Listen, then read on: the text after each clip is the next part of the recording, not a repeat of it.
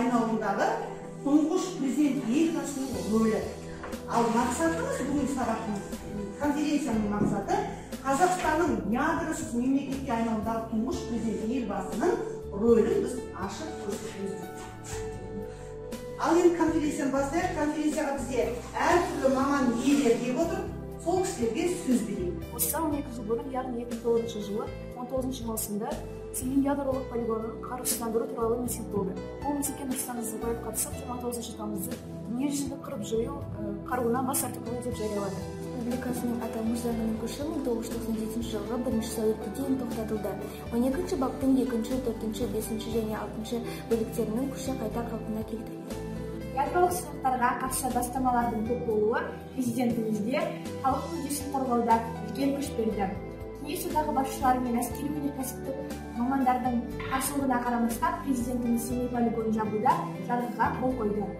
40 жыл бойы қазақ елін қасиетке ораған Семей полигоны жабылғалы бері Қазақстан тек ядролық қарусыз әлем жолында бейбіт сүйгіш ел ретінде жаһанға әйгілі болды. Нұрсұлтан Назарбаев тарих тұрғысынан алғанда барлық өлшемдер бойынша теңдесі саясаткер болып табылады. Оның дәлелі ядролық қаруды таратпау туралы келіссөзге қол қоюы. Нұрсұлтан Назарбаевтың арқасында жаһан жұрты ядросыз өмірді қалай құруға болатынын білді. Және де Невада Семей орталығы осы ядросыз өмірді қалай құруға, елбасының ядросыз қаруды қалай құрған кездегі елбасының рөлін және де қосқан үлесін білді. Тәуелсіздік сарайында өткен халықаралық форумда ядролық қарусыз әлем жөніндегі декларация қабылданды. Құжатта Нұрсұлтан Назарбаевтың әлемдік ядролық қарусыздану және таратпау үдерісіне қосқан орасан зор үлесі мойындалған. Тарихтан белгілі 1949 жылы 29 тамызда Семей қаласының іргесіндегі полигонда алғашқы атомдық жарылыс жасалды. Соңғы ядролық сынақ полигонда 1989 жылы өтті.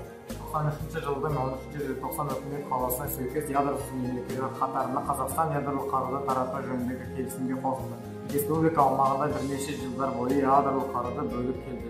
Бұл қару адамдарға моральдық және психологиялық тұрғыда қатты әсер етті. Қазақстанның ядросыз мемлекетке айналуындағы тұңғыш президентіміздің сөзі біздің психологиямызға жақсы жағынан әсер етті. Құмар алпауыттар өшітіп, жол беруде ғаламшарлық апатқа Қазақстан бас тартқан бұл қарудан өзге елдер неге үлгі алмасқа?